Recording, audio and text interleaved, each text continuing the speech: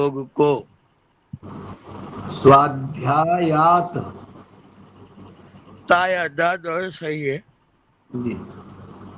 ताया स्वा- दा दोनों ठीक है। स्वाध्यायात। स्वाध्याय से। जी। योगम माने योग को। योगम। योग में योग ही लिख रखा है, योगम है क्या? हाँ योगम, योगम आसित है ना, आगे आसित। योगम संपत्ति। योगम योगम है, ठीक है। योगम। योगम योग को। पामेला जी क्या कर रही हैं? ये मंत्र जो है मिल माइक नहीं रहा, ढूंढ रही हूँ। तो आपने भेजा तो था, लेकिन वो किस वाले उसने भेजा था ये याद नहीं आ रहा। इसी वाले में, दर्शन योग समूह वाले में, इसी में है। दर्शन स्वाध्याय में भेजा है। अच्छा, देखती हूँ। बड़ा मुश्किल लगता है इसमें। संडे को भेज रखा है। हाँ वो अभी तो मैंने दोबारा पेस्ट कर दिया है। जी। मुझे तो खुल ही नहीं रहा।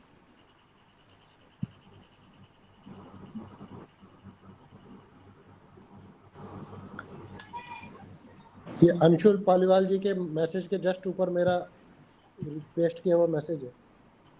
पालीवाल बहन जी जुड़ी है कि अंशुल जी? ओम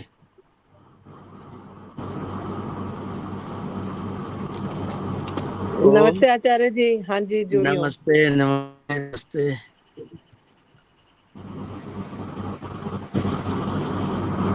अंशुल जी कनाडा से है। अच्छा,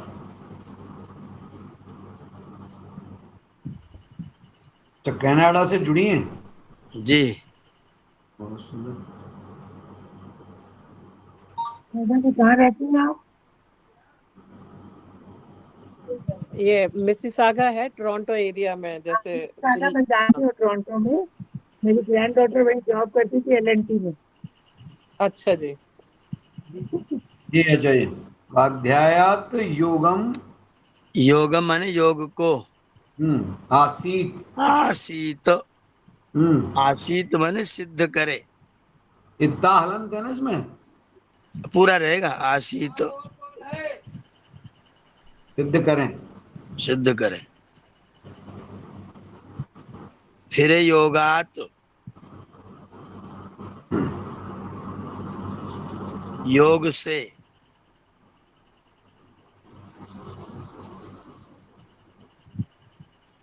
स्वाध्यायम,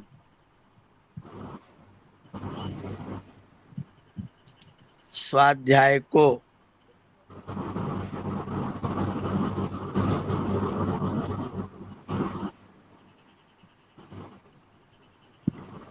जी। आमनेत,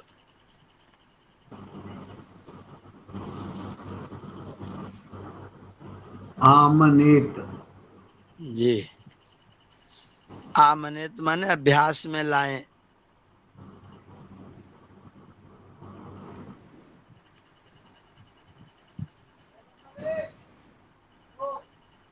स्वाध्याय से योग को सिद्ध करें, योग से स्वाध्याय को अभ्यास में लाएं।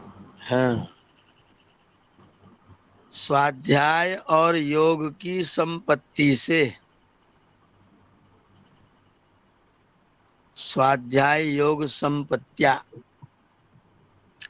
स्वाध्याय और योग की संपत्ति से। ये दूसरा है ना उसका पद, ये दूसरा। दूसरी पंक्ति। हम्म। स्वाध्याय और योग की संपत्ति से।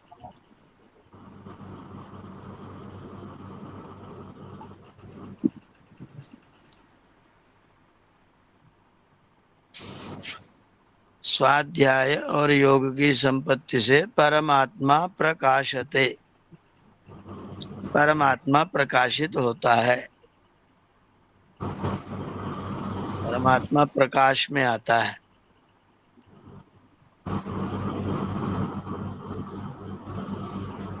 परमात्मा प्रकाशते। परमात्मा प्रकाशित होता है।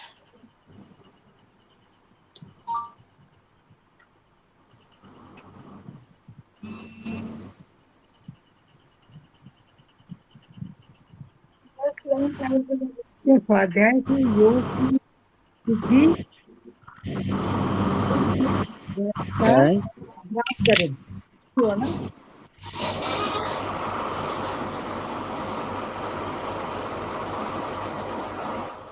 स्वाध्याय और योग की संपत्ति से परमात्मा प्रकाशित होता है। फर्स्ट लाइन का भी एक बार ऐसे ही बता दीजिए ना, क्या स्वाध्याय से योग की सिद्धि और योग की स्वाध्याय का अभ्यास। स्वाध्याय से योग की सिद्धि करे और योग से स्वाध्याय को अभ्यास में लाए।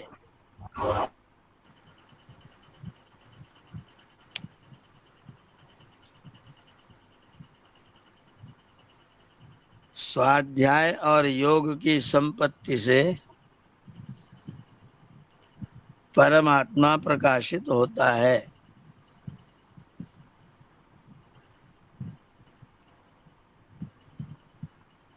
नमस्ते आचार्य जी, एक बार पहली वाली लाइन का बोल दीजिए आचार्य जी। स्वाध्याय से योग को सिद्ध करे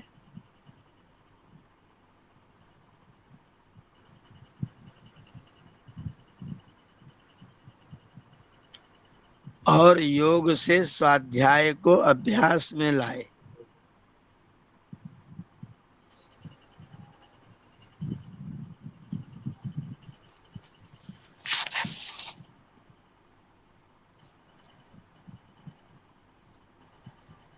स्वाध्याय और योग की संपत्ति से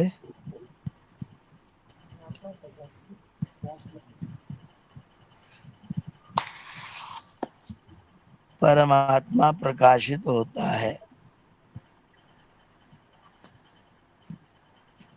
अच्छा जी, स्वाध्याय से योग को सिद्ध करे और योग से स्वाध्याय को अभ्यास में लाए। जी,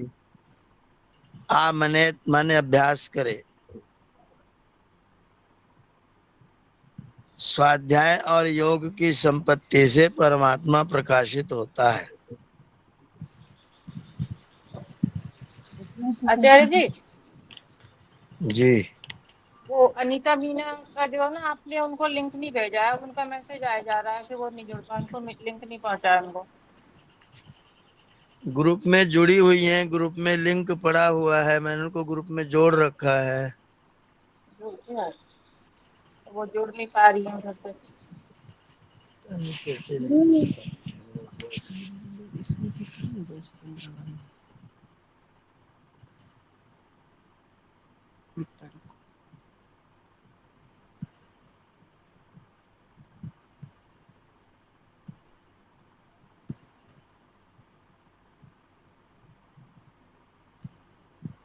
अनीता मीना ग्रुप में जुड़ी हुई हैं, ग्रुप में सब चीज इनके पास है, तो ग्रुप में मैसेज पड़ा हुआ है। अभी आज भी मैसेज डाला गया है। कौन नहीं जुड़ पा रहे हैं? अनीता जी। कौन सी अनीता जी? बड़ौदा वाले? मीना जी, हाँ जी। तो कल तो नहीं, हमने तो नंबर भी उनका सेव कर लिया था तुरंत। अष्टाध्यायी और मैंने दोनों में किया था। जुड़ गए।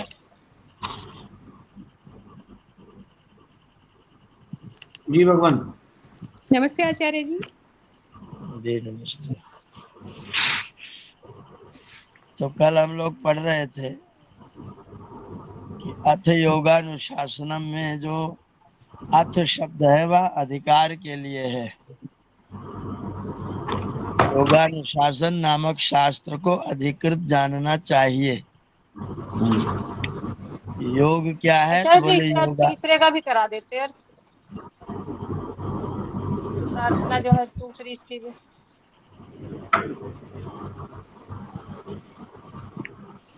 योगेन चित्तस्य, योग से चित्त का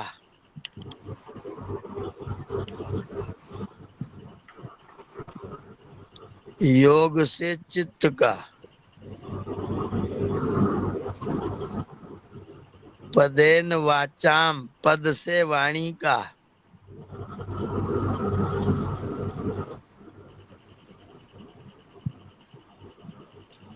योग से चित्त का, पद से वाणी का,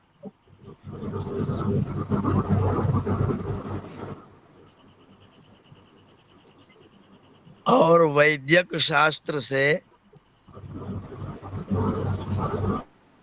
और वैद्यक उत्तम शरीर शास्त्र से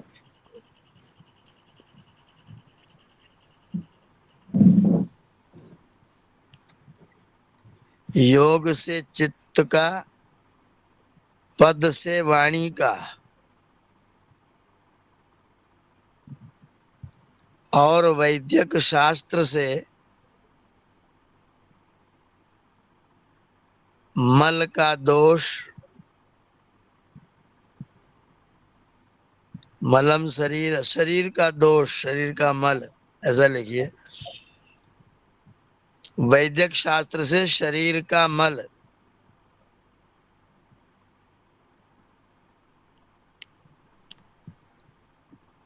यह अपाकरोत जिसने दूर किया है, योपाकरोत जिसने दूर किया है,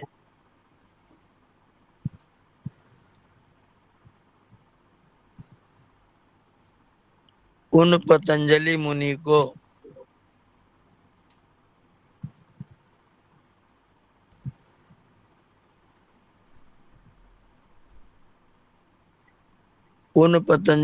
को हाथ जोड़कर प्रणाम करता हूँ।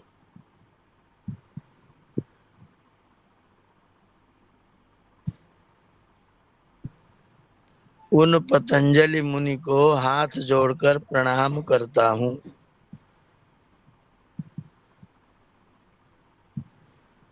इन्होंने 3 किताबें लिखी, 3 ग्रंथ। योगेन चित्तस्य योग दर्शन लिखा, पदेन वाचाम पद के लिए, पद माने शब्द के लिए इन्होंने महाभाष्य लिखा, और मलम शरीर से तु वैद्यकेन, और शरीर के मल को दूर करने के लिए उन्होंने चरक लिखा। तो जिसने 3 ग्रंथ से 3 दोषों को दूर किया है, ऐसे पतंजलि जी को मैं हाथ जोड़कर प्रणाम करता हूँ।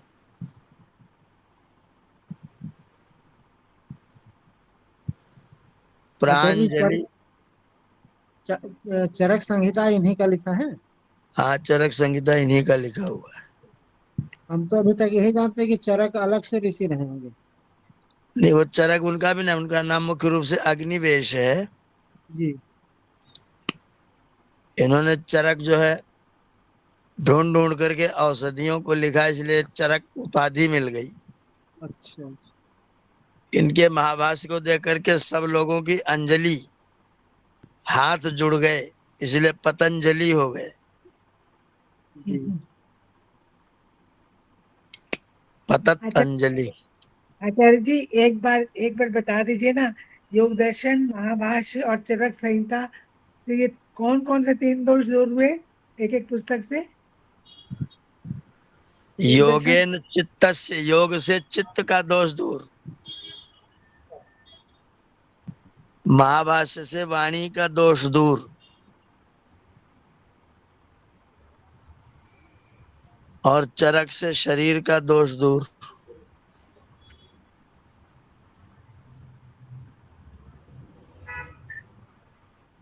वाणी, चित्त और शरीर, 3 किताबों से 3 दोष दूर किया, इसलिए इनको प्रणाम करते हैं। मुनि जी, महाभाष्य से वाणी का दोष जी,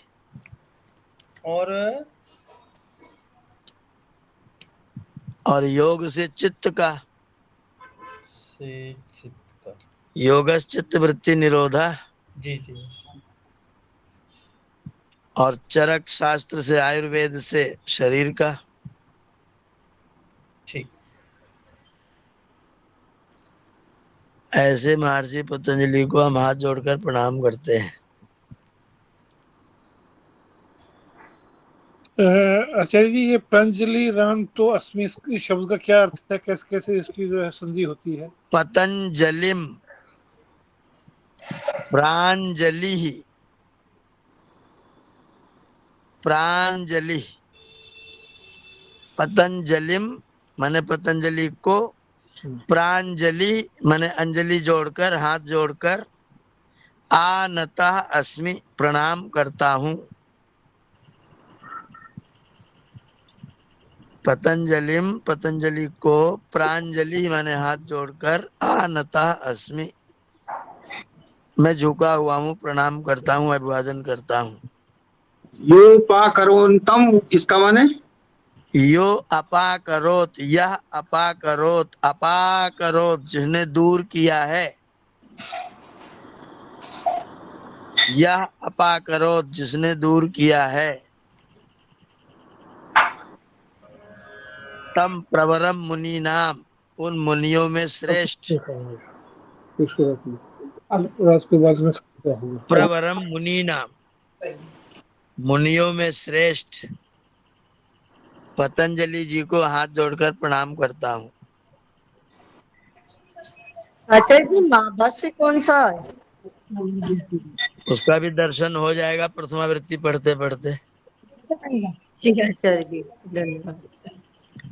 अष्टाध्यायी में आएंगे तो महाभाष्य का दर्शन हो जाएगा।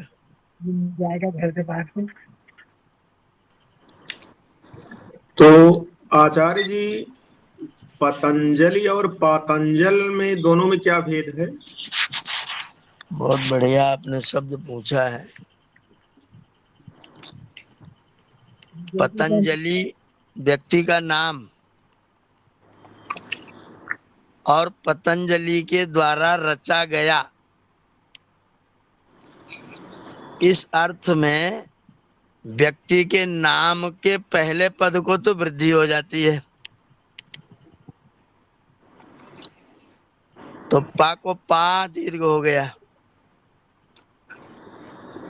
और अंतिम अक्षर जो होता है उसके स्वर का लोप होकर के उसमें आ जुड़ जाता है।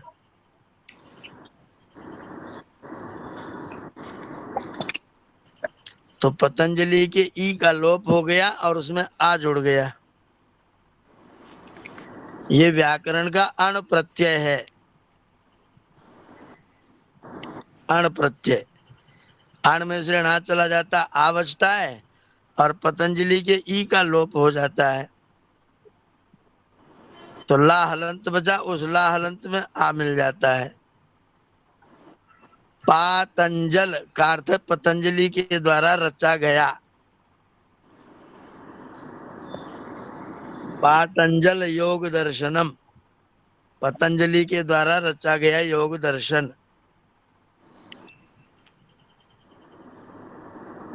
तो कोई शब्द लाएंगे उसके साथ में यही स्थिति होती है, उसका, उसके द्वारा रचा गया, उसके द्वारा बनाया गया, ये अर्थ कहना हो तो जिस व्यक्ति ने बनाया उसी के नाम से उसको जोड़ देते हैं।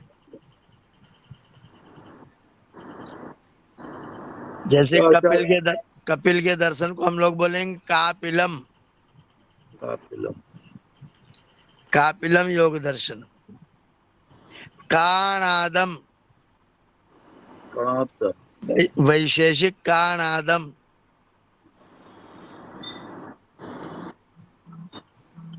और गौतम में तो पहली वृद्धि, क्या वृद्धि करेंगे तो गौतमम ही हो जाएगा। सीमा को फोन करके बात कर लो, कहना क्लास चल रहा है।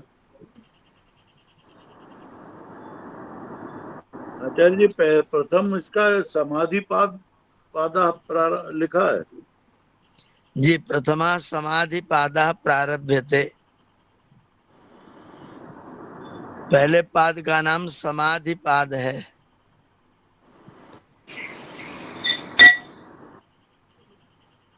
मैं जब विद्यार्थी था शास्त्री प्रथम वर्ष में, तो एक कोई विद्वान आगरा से आए सज्जन, हम लोग यज्ञशाला में बैठे हुए थे, तो विद्वान सज्जन ने हम लोगों से पूछा कि पतंजलि जी ने पहले समाधि पाद क्यों लिखा, पहले साधन लिखना चाहिए तब समाधि लिखना चाहिए। सब लोग एक क्वेश्चन करते हैं। तो हम लोगों ने, बच्चे थे हम लोग तो पढ़ रहे थे, तो ये सवाल आया ही नहीं था बुद्धि में, और अचानक ये प्रश्न आ गया और विद्वान व्यक्ति ने किया हम लोग विद्यार्थी थे, तो मैं अचानक, पता नहीं कैसे, अचानक ऐसा निकला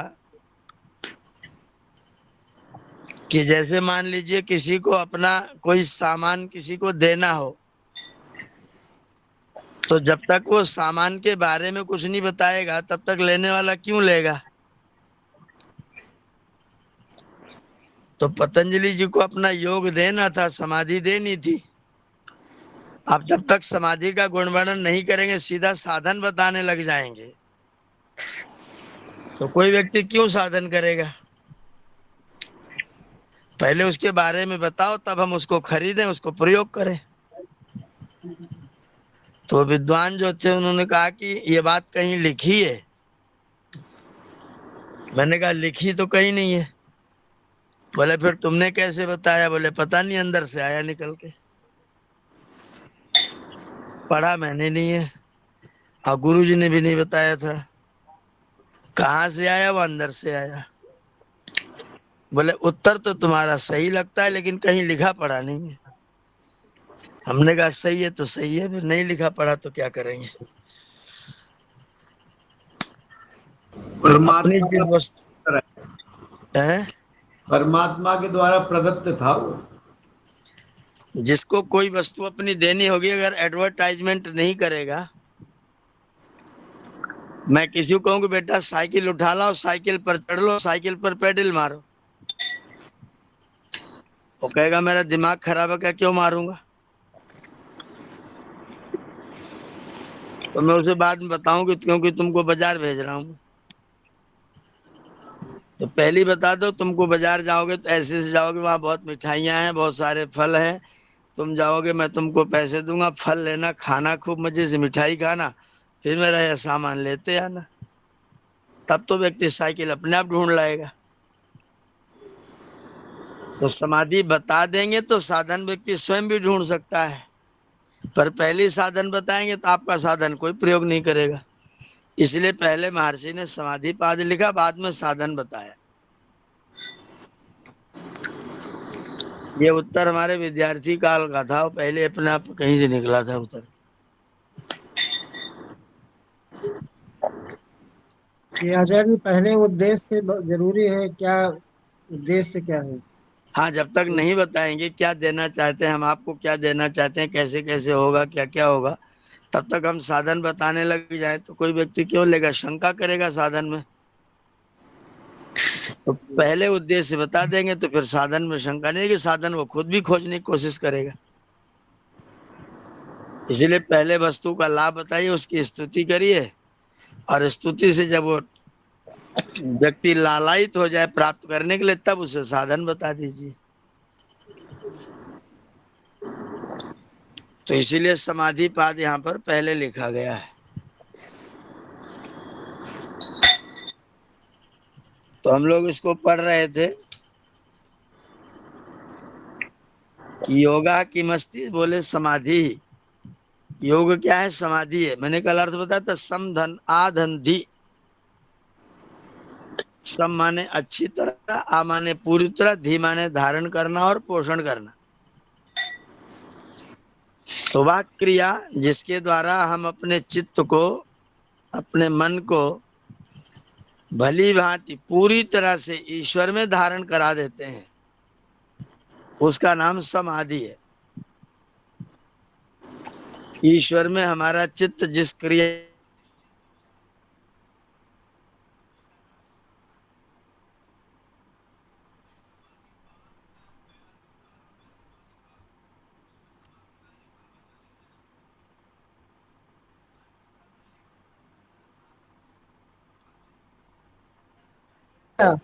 लिखा गया है ना ये। अच्छा, मैं थोड़ा गाड़ी पे था इसलिए कोई बात नहीं, और ओह, रिकॉर्डिंग। अच्छा अच्छा अच्छा। सम धन आ धन धी। धी धातु है, आंग उपसर्ग है, सम उपसर्ग है, दो उपसर्ग है, एक धातु है। सम धंधी। और धी भी क्या, मुख्य रूप से धा धातु है। धा दीर्घ बड़ा आ, धा। और उसमें की प्रत्यय, ह्रस्व की प्रत्यय है। सम धन आ धन धा धन की छोटी धा मात्रा। धा दीर्घ है क्या? हाँ, ध्या दीर्घ है। धा धन ई की, का, कबूतर का छोटी की मात्रा की। अच्छा, की प्रत्यय। हाँ, की प्रत्यय है। अच्छा, ये की प्रत्यय और सम और आ दोनों उपसर्ग है। दोनों उपसर्ग है, धा धातु है, की प्रत्यय है। हम्म। और प्रत्यय में आपने पढ़ रखा है लशक्व तद्धिते, की। कवर्ग की इत संज्ञा हो जाती है। हम्म। तो की में से काका हो जाएगा लोप, बचा रह जाएगा ई। जी। सम धन आ धन धा धन ई। फिर एक सूत्र छठे अध्याय में, आकारांत धातु के आकार का लोप होता है अगर कित प्रत्यय पड़े हो।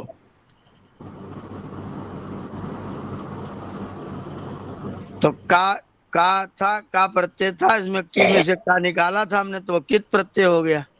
हम्म। उसके कारण से जो धा में बड़ा आ है उसका लोप हो गया, आदेश हो गया, लोप आदेश। कौन सा सूत्र है? आतो धातो हो, आतो धातो। आतो धातो, धातो हो, आतो लोपा, धातु के आ का लोप होता है।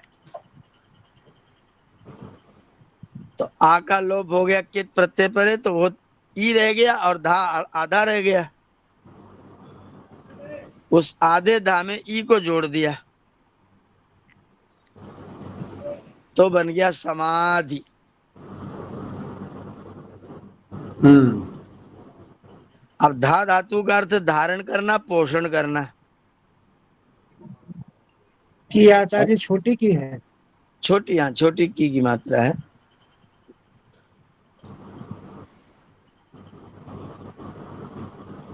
अगर सूत्र देखना चाहेंगे की प्रत्यय वाला तो थोड़ा दूसरे लोगों को भारी हो जाएगा, इसलिए मैं नहीं थोड़ा नहीं, साइड से बचा रहा हूँ इसको। भारी मत करें, भारी आचार्य जी नहीं। व्याकरण वाला व्याकरण के क्लास में चलाइए। इसीलिए इसीलिए ये मैं उसको मित्तल ज्यादा नहीं साहब कर सब रहा एक हूँ। ही में लगा देते हैं धारण, और ये वो हम लोग को जरा दिक्कत होती है फिर इसमें। तो सम आ धा और ई जोड़ देंगे तो बनेगा समाधि। सम माने अच्छी तरह, आ माने पूरी तरह, अपने चित्त को परमात्मा में धारण करना और धारण करके वहीं पर उसका पोषण करना, वहीं पर रोक के रखना, लगाए रखना, इसका नाम है समाधि। योगा समाधि। अच्छी तरह और पूरी तरह अपने चित्त को परमात्मा में लगाए रखना। परमात्मा में लगाना और लगा के रखे रखना, वहीं पर पोषण करना उसका। ऐसा नहीं कि एक बार बढ़िया सा प्रवचन सुना, परमात्मा में लग गया, थोड़ी देर बाद फिर हट गया, तो समाधि नहीं है। लग के लगा रह जाए तो समाधि है। थोड़ी देर के लिए, एक दो एक आध सेकंड के लिए, एक आध मिनट के लिए लग तो जाता है, लग करके वहीं पर धारण हो जाए, उसी में रत हो जाए तो समाधि हो जाएगा। सच सार्वभौमः, स माने नोट कर लीजिए, स माने वह, विसर्ग भी लगा देना, सह धन सह विसर्ग के सहित, तो उसका अर्थ है वह। च माने और, योगा समाधि लिखा है ना आपने जरा? योगा समाधि तो हो ही गया। हम्म।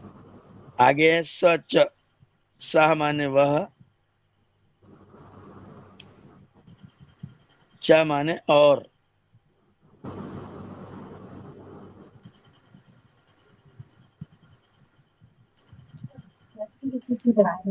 योगा समाधि मतलब योग ही समाधि है। हाँ, योग को, योग समाधि को कहते हैं। हाँ, योग ही समाधि हो गया मतलब। हाँ, योग ही समाधि है।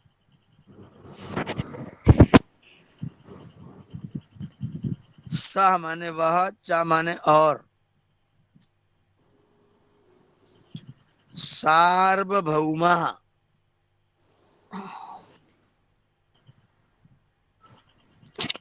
सार्वभौमः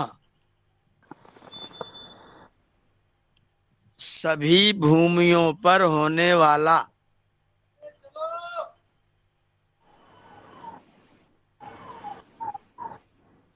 सार्वभौमा माने सभी भूमियों पर होने वाला।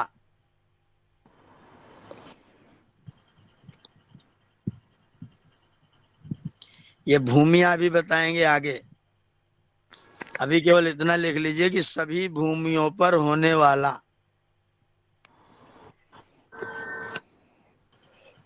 ये सर्वभूमि शब्द से सार्वभौम शब्द बना है। सर्वभूमि सभी भूमि पर होने वाला। सार्वभौमः चित्तस्य माने चित्त का।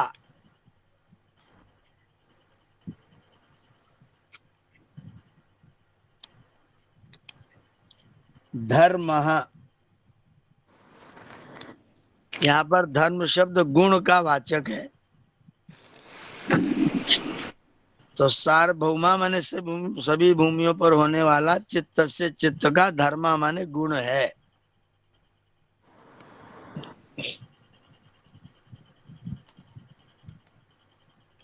या जो समाधि है,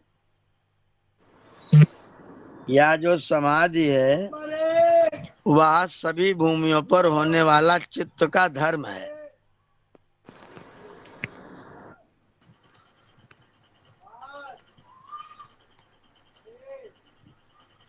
अब आगे कह रहे चित्त की 5 भूमियां हैं। अच्छा, ये सभी भूमियों पर होने वाला चित्त का गुण है। चित्तस्य धर्मः, चित्त का धर्म है, चित्त का गुण है। तो सभी भूमियों पे समाधि लग जाएगी क्या?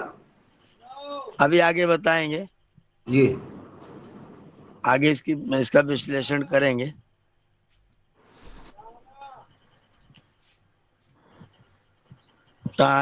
आगे आगे नोट करिए, चित्त की 5 भूमियां हैं।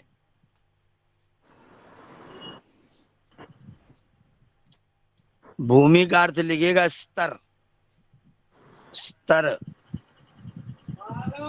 चित्त की 5 भूमियां कोष्ठक में स्तर हैं।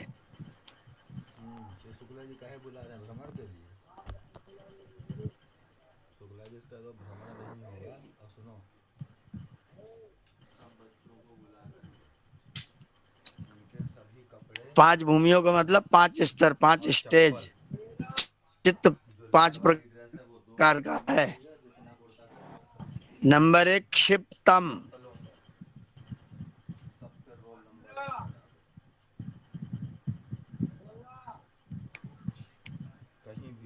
क्षिप्तम हाँ, हलंत रहेगा आचार्य जी। हाँ, मां हलंत रहेगा। क्षिप्तम। ऐसी जगह जहाँ मिटे नहीं। दूसरा नंबर 2 मूढ़म।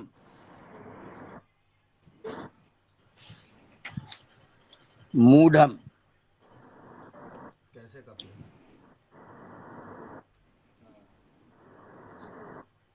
वो रहेगा और कोटा का ड्रेस रहेगा।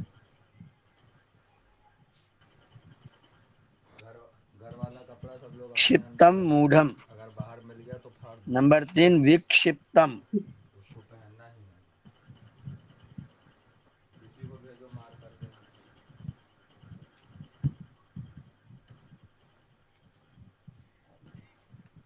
ठीक।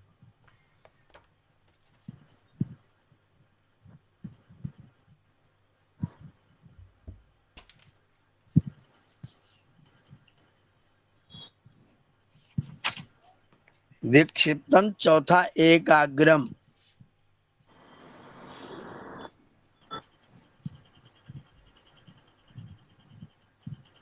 और 5वां निरुद्धम।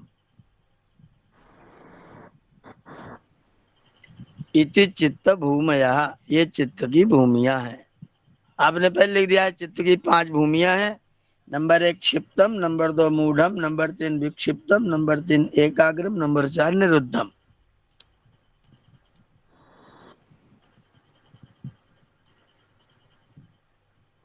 ये चित्त की 5 भूमियां हैं। आप इसमें इस शब्द को थोड़ा सा स्पष्ट करके समझ लेंगे तो अच्छा रहेगा आगे के लिए। तो क्रम से थोड़ा थोड़ा करके इनको नोट कर लीजिए, एक एक करके। नंबर 1 डाल के क्षिप्तम। नंबर 1 क्षिप्तम।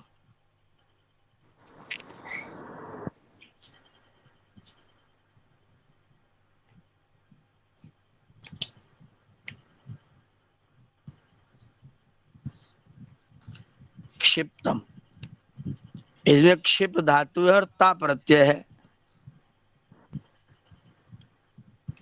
और क्षिप धातु प्रेरणा के अर्थ में है।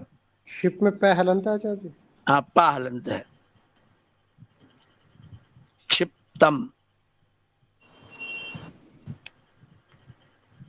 क्या लिखिए इसमें? चित्त की ऐसी अवस्था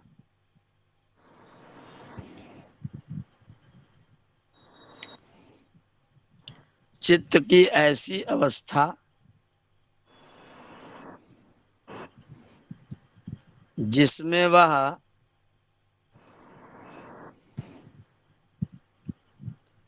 किसी भी नवीन बात को स्वीकार नहीं कर पाता।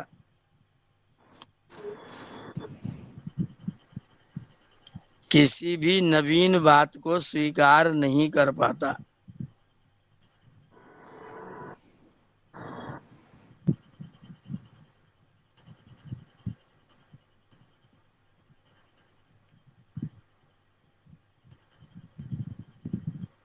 वह रजोगुण से प्रभावित होता है। वह रजोगुण से प्रभावित होता है। ये कर पाता के बाद फुल स्टॉप करके वगैरह ना के? हाँ जी, हाँ जी, हाँ जी। स्वीकार नहीं कर पाता है, वह रजोगुण से प्रभावित होता है।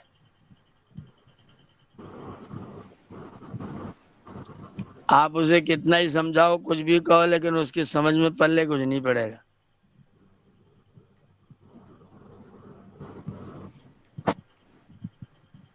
और रजोगुणी है, रजोगुण से ग्रस्त है। और आप बताओगे तो आपकी अवहेलना भी करेगा।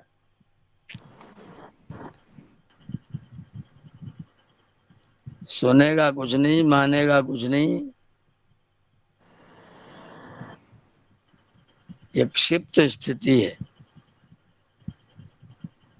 सुनेगा नहीं, मानेगा नहीं और बदनाम भी करेगा।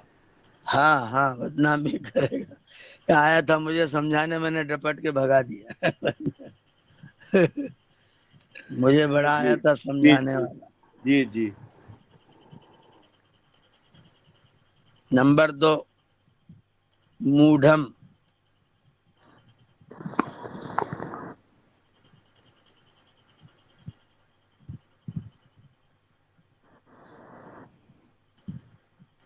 मूढ़म, जिसको अपने तन मन का भी ध्यान न रहे। जिसको अपने तन मन का भी ध्यान न रहे।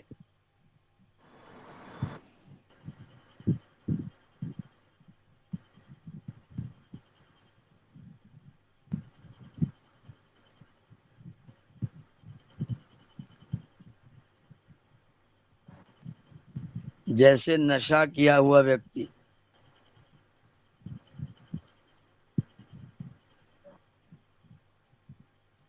जैसे नशा किया हुआ व्यक्ति।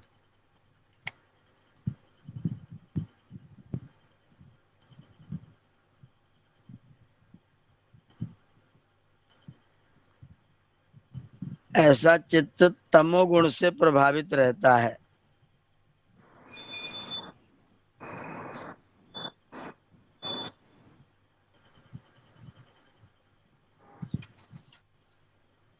ऐसा चित्त तमोगुण से प्रभावित रहता है।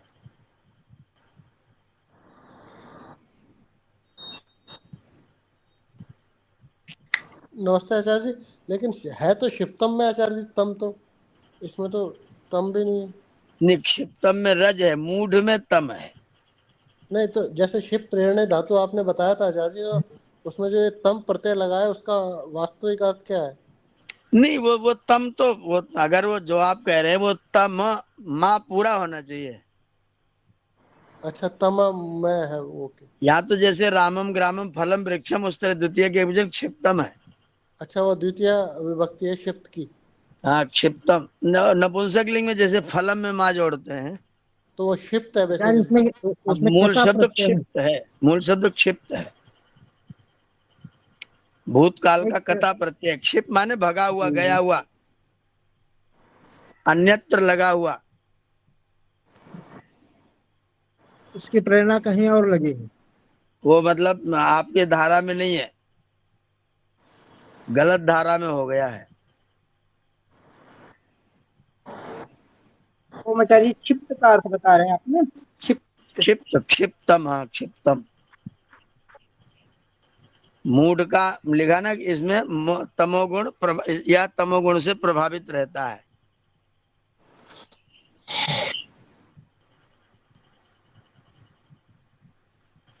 इसमें कौन सी धातु है आचार्य जी मूढ़ में? मुह वैचित्य धातु, मुह वैचित्य, विचित होना, धूल लपेटे, फटा कपड़ा पहने, धूल में धूप में पड़े हुए हैं, होश में नहीं है। पागल की स्थिति हो गई है। हाँ पागल की स्थिति है, उसे कोई निर्णय नहीं है, भूख का पता नहीं, मल मूत्र का पता नहीं, वो मूड स्थिति है, तमोगुण से प्रभावित है। आचार्य जी, ये जी चित्त का मतलब यहाँ पर पतंजलि ने मन से लिया है ना? हाँ, यहाँ पर चित्त माने मन ही है। अंतःकरण में चित्त अलग है, मन अलग है, तो उन्होंने फिर उसको एक ही ले लिया दोनों। नहीं, दरअसल ये वास्तव में तो एक ही है चारों। नहीं, मन बुद्धि चित्त अहंकार, ये अंतःकरण चतुष्टय है ना। जी चतुष्टय मतलब चार अलग अलग प्रकार का है ना। हाँ तो इसका यहाँ पर जो चित्त कहा गया वो पूरे चतुष्टय के लिए, चारों के लिए कहा गया, पूरे अंतःकरण के लिए कहा गया। बुद्धि के लिए भी कहा है चित्त को? सबके लिए, सबके लिए। हम इसका अर्थ करेंगे अंतःकरण सीधा। अच्छा, चित्त का मतलब अंतःकरण। चित्त का अर्थ यहाँ पर अंतःकरण करिए। ठीक है। मन और बुद्धि दोनों? मन बुद्धि चित्त अहंकार, सब तीनों चारों। अहंकार भी? अहंकार भी, चारों जो अंतःकरण है वो सब का ग्रहण यहाँ पर चित्त शब्द के द्वारा ही किया गया है। या जी क्या अस्थाई है, धारण तो चित्त में ही होता है, इसलिए चित्त का नाम लिया। हाँ वो धारण करता है, उसका एक गुण है धारण करना, इसलिए चित्त है, मनन करना इसलिए मन है, निश्चय जी करना इसलिए बुद्धि है, संबंध जी। बनाना इसलिए अहंकार है। ओम जी गुरु जी, तो फिर ये जो उसका जो चित्त का हम लिखा रहे हैं क्षिप्तम मूढ़म, तो ये पूरे अंतःकरण को भी लागू पड़ेगा? पूरे अंतःकरण के लिए है वो। जी जी जी ये स्थिति अंतःकरण की है। जी जी, धन्यवाद धन्यवाद। तो मतलब मूड हो गया। भूमिया अंतःकरण की भूमिया है, मतलब एक तरह से। हाँ जी, पूरे अंतःकरण की भूमिया है। अंतःकरण कार्य की तो भी है। सभी मिलके एक साथ करते हैं। हाँ, इन दोनों लिखिए, इन दोनों स्थितियों में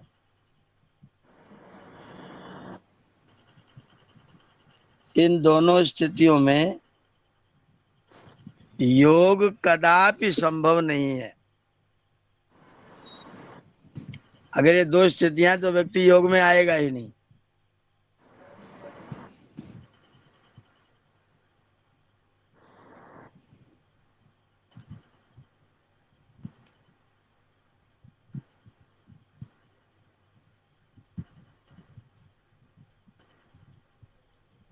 ऐसे व्यक्ति को सत्संग में लिया तो वो सोता रहेगा। वो सो जाएगा।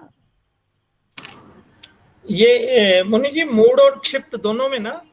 हाँ दोनों में, इन दोनों स्थितियों में योग संभव नहीं है। गुरु जी आगे तो बता दिया हमने कि सब स्थितियों में योग होता है। वो गुण है उसका, गुण बताया, वो उसका गुण है। हाँ हाँ ठीक है, सभी नहीं होगा भूमियों नहीं, पर योग नहीं योग, होगा। योग जो है, समाधि जो है, वो सभी भूमियों का गुण है। जैसे कोई व्यक्ति मान लीजिए कहीं पड़ा हुआ है, नशा करके पड़ा हुआ है, तो भी एक प्रकार से एक स्थान पर स्थिर तो है, जी जी रुका हुआ है। नहीं, क्लियर हो गया। तो मुनि जी हम किस श्रेणी में आते हैं, क्षिप्त में आएंगे या मूड में आएंगे? नहीं, हम लोग तीसरे नंबर पर है। अच्छा क्षिप्त और मूड में अगर होते तो योग दर्शन तो कदापि न पढ़ते। अच्छा अच्छा। फिर इस कक्षा में तो कभी आ ही नहीं सकते। विक्षिप्त हम लोग तीसरी स्थिति में हो सकते हैं, कुछ थोड़े समय के लिए चौथी स्थिति में भी पहुंच जाते हैं, अच्छा। कभी पांचवी में भी पहुंच जाते हैं।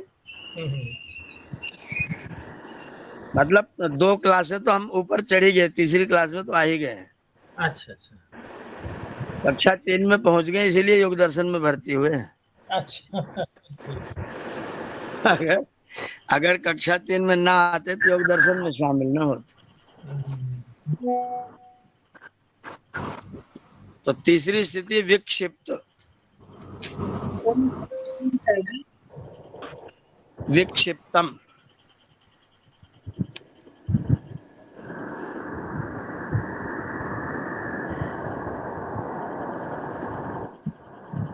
विक्षिप्तम इसका अर्थ है ऐसा चित्त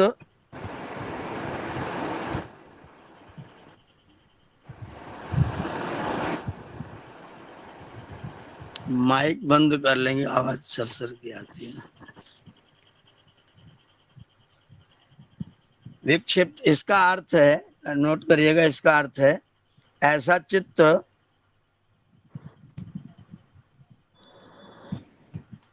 जो सत्व के प्रभाव में आने पर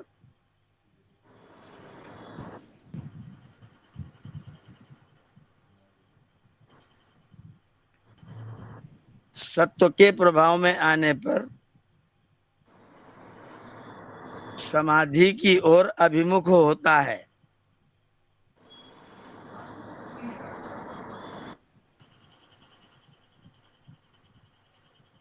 सत्व के प्रभाव में आने पर समाधि की ओर अभिमुख होता है।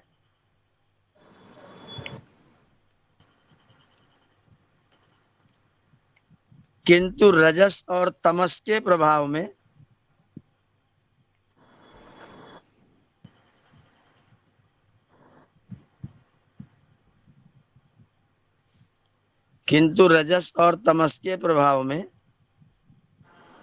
आचार्य दोनों सकार हलंत है क्या? दोनों सा हलंत है। रजस और तमस के प्रभाव में योग मार्ग से हट जाता है।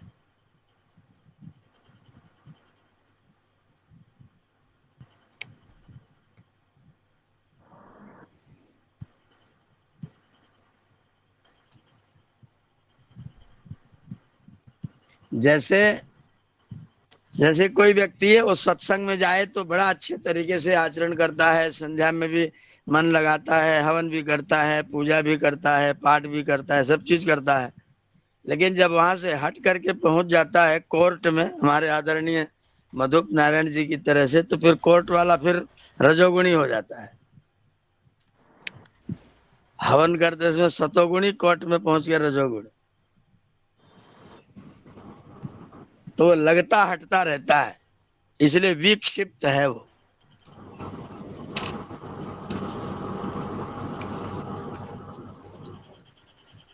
जो कभी लग जाए, कभी हट जाए, कभी चला जाए तो गंवारों के बीच में जाए तो गंवार हो जाए, सज्जन के बीच में सज्जन हो जाए, वो विक्षिप्त की स्थिति है। अधिकतर लोग आचार्य इसी में रहते हैं। विविध, इसका अर्थ करिए विविध विषयों में क्षिप्त, ऐसा लिखिए इसको, विविध विषयों में क्षिप्त।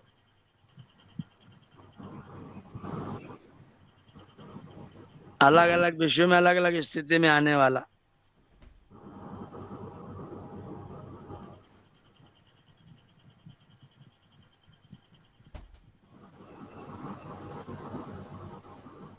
अच्छा मौका मिल गया, अच्छा वातावरण मिल गया, अच्छा कक्षा मिल गया, अच्छे लोग मिल गए तो बहुत अच्छा है।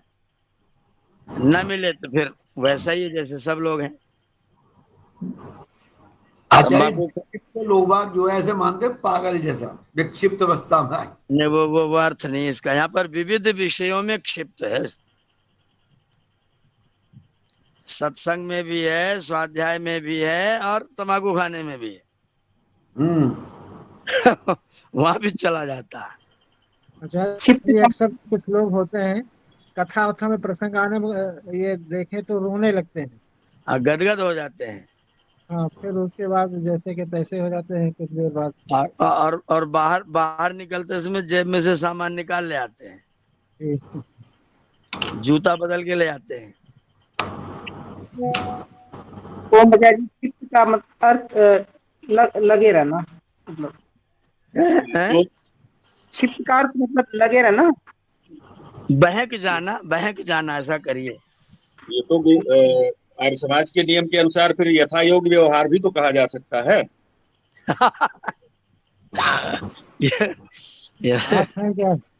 स्वामी शिवानंद जी की परिभाषा के अनुसार। तो उस स्थिति, चित्त की उस स्थिति का नाम है विक्षिप्त। यहाँ जो पंक्ति लिखी है इसको एक बार ध्यान दीजिएगा, या फिर इसको यहीं तक रखेंगे। पंक्ति पर हम लोग फिर कल मन लगाएंगे। हाँ रजनीश जी कहीं नींद में आ जाएंगे अभी, फिर नहीं तो।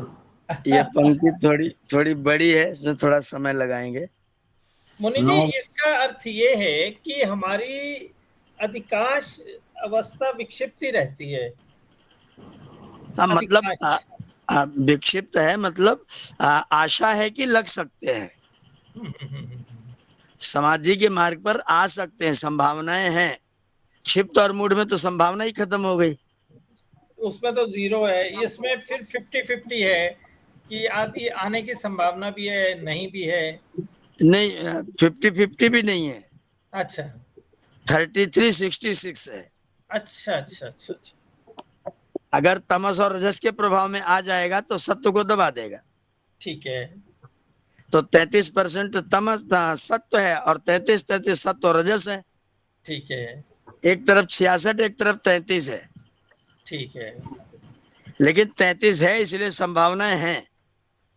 मतलब ये हमारी रुचि पढ़ने की रहती है, तो ये हमारा ये जो है सत्व गुण जागृत है इसमें। हाँ, ये सत्व वाला प्रभाव है। ठीक। सत्व के प्रभाव के कारण पढ़ने में रुचि है, दान में रुचि है, लोगों से सद्भावना है, लोगों को सद्विचार है, देश राष्ट्र के विषय में चिंतन है। ये सत्व के कारण से है। ठीक। अगर ये नहीं रहेगा तो फिर तो सब लूट, सब ले लो, इसका भी ले लो, उसका भी ले लो, सब मेरा, किसी का नहीं कुछ भी। तो आचार्य जी फिर 50% तो मान ही लो कम से कम। किसका? सत्व प्रभाव बढ़ गया ना इसमें। 33 से ऊपर ज्यादा है, तभी तो फिर दान दे रहा है, पढ़ रहा है। और 33 ही रहता तो रजस और तमस का प्रभाव ज्यादा रहता उस पर। सत्व गुण जो होता है मित्तल साहब, जैसे कपड़ा सफेद है तो सफेद कपड़े को गंदा करने में आपको टाइम लगेगा। हाँ, सत्व को, सफेद कपड़े को गंदा करने में 1-2 दिन लगेगा। मतलब उसका प्रभाव ज्यादा है, तेजस्विता ज्यादा है, उसके अंदर गुण ज्यादा है, स्वच्छता ज्यादा है। तो वो जब आता है तो उद्बुद्ध होता है, तो फिर बाकी दोनों को अच्छी तरह दबा देता है। आप इसलिए आप उसकी मात्रा समझ सकते हैं कि वो बढ़ा हुआ है तो दोनों बाकियों को कमजोर कर लेता है, तो आप 50 कर सकते हैं उसको। लेकिन मात्रा के दृष्टिकोण से, गणित के हिसाब से वो 33 है। ठीक बात है। और रजस तमस दोनों एक दूसरे के ज्यादा सहयोगी है, लेकिन वो दोनों कमजोर है, इसलिए सत्व उन पर दबा सकता है। ठीक बात है। जैसे सफेद कपड़ा जो है वो सफेदी उसकी अधिक है दिखती, और वो कालापन है उनके अंदर जो है, तो वो जो सफेदी को काला करने में समय लगेगा हमें। हाँ, ठीक बात। तो अगर हमारे पास सत्व की वृत्ति है तो इस चित्त में, विक्षिप्त स्थिति में, जब रजस और तमस हटेगा तो व्यक्ति समाधि में जुड़ सकता है, सत्संग सुन सकता है, आपकी बात मान सकता है, आपका कहना करेगा। बिल्कुल ठीक बात। तो विक्षिप्त में संभावनाएं, क्षिप्त और मूढ़ में संभावनाएं नहीं है। हाँ, उसमें ओम संभावना आचार्य जी, मतलब मूढ़म का तो मतलब है कि नकारात्मक ही स्थितियां होती हैं, सकारात्मकता नहीं। हाँ, है ही नहीं उसमें। जैसे कुछ विद्वान कभी कभी भाषण देते समय व्याख्यान देते हैं तो पता चलता है भूल जाते हैं समय और उसके बाद में पीछे किसी विद्वान को बोलना है, तो ये मूढ़म की स्थिति तो नहीं कही जाएगी। नहीं, मूड नहीं है वो। तो मतलब नकारात्मक ही इसका वो रहेगा, अर्थ रहेगा। मूड की दृष्टि में तो मतलब कुछ भी अच्छा होने की संभावना उसके पास नहीं है। नकारात्मकता जहाँ अच्छा हो रहा है वहां तो सत्व का प्रभाव है। अब जैसे सत्व का प्रभाव है लेकिन और किसी की नहीं सुनते, इसका मतलब तमस और सत्व दोनों मिले हुए हैं जी। रजस है तो विद्वान तो है, प्रवक्ता तो है, बोलते तो है, तुरंत गुस्सा होकर झगड़ा कर लेते हैं। भोजन व्यवस्था ठीक ठाक न मिली तो नाराज हो जाएंगे। ओम जी, आचार्य जी, हम लोग इतना पढ़ने में तब समय देते हैं तो हमारे आसपास के लोग कहते हैं कि ये क्या पढ़ रहे हो, तो इनको क्या मूड में गए या क्षिप्त में? नहीं, उनको कुछ मत कहिए, उनको आप परमात्मा से प्रार्थना करिए भैया आप भी योग दर्शन पढ़ने के लायक हो जाओ, आप भी आ जाओ। वो तो एक अच्छी बात है गुरु जी, लेकिन वो तो संभावना ही नहीं है। अगर संभावना नहीं तो भी उनके विषय में परमात्मा से प्रार्थना करिए, प्रभु इनको भी थोड़ा संभावित कर दो। बहुत अच्छा, बहुत अच्छा, बहुत अच्छा, बहुत अच्छा। अपन उनके प्रति कोई नकारात्मक भाव नहीं रखेंगे। नहीं, उपेक्षा तो कर सकते हैं अजय, उनकी उपेक्षा। नहीं, उनके साथ हम व्यवहार नहीं करेंगे बस। तो घर में रहते हैं तो व्यवहार तो करना ही पड़ेगा। नहीं, अगर व्यवहार करेंगे तो फिर उनके साथ में केवल कर्तव्य तक का व्यवहार रखिए बस। हाँ, जो आपने पहले कहा ईश्वर से प्रार्थना करें कि इनको भी शामिल करें। हाँ, परमात्मा हे परमात्मा इनको भी थोड़ा प्रदान कर दो, संभावितता में आज विक्षिप्त में आ जाए। जी जी जी जी, ये कर सकते हैं, ये रोज सुबह शाम कर सकते हैं। उनको हमने ये तो मूड है ऐसा हम उनको नहीं कहेंगे, वो तो परमात्मा की वो भी रचना है। जी जी जी जी, हम उनको कुछ नहीं कहते, बस परमात्मा से प्रार्थना करेंगे तुम भी अच्छे हो जाओ, जैसे हमारी कम से कम एकाग्रता निरुद्ध की स्थिति, हम तो थोड़ा आगे बढ़े। बिल्कुल बिल्कुल, ऐसा ही करना योग चाहिए। दर्शन पढ़ रहे हैं तो आगे बढ़ेंगे। अच्छी तरह से, ये जो निरुद्ध और एकाग्र है, इनमें सतोगुण ही मैक्सिमम है उसके अंदर। हाँ, उनमें मैक्सिमम सतोगुण है, उसमें बिल्कुल ही रज और तम नहीं है। उन्होंने अपने रज और तम को दबा दिया है, कुचल दिया है। अच्छा अच्छा अच्छा, आगे आएगा, हम उन पर चर्चा करेंगे, दोनों तीनों स्थितियों पर और चर्चा करेंगे। अभी आज 3 तक आज छोड़ते हैं, बाकी फिर कल मिलते हैं। ठीक है। जो पंक्ति पुरानी है धन्यवाद।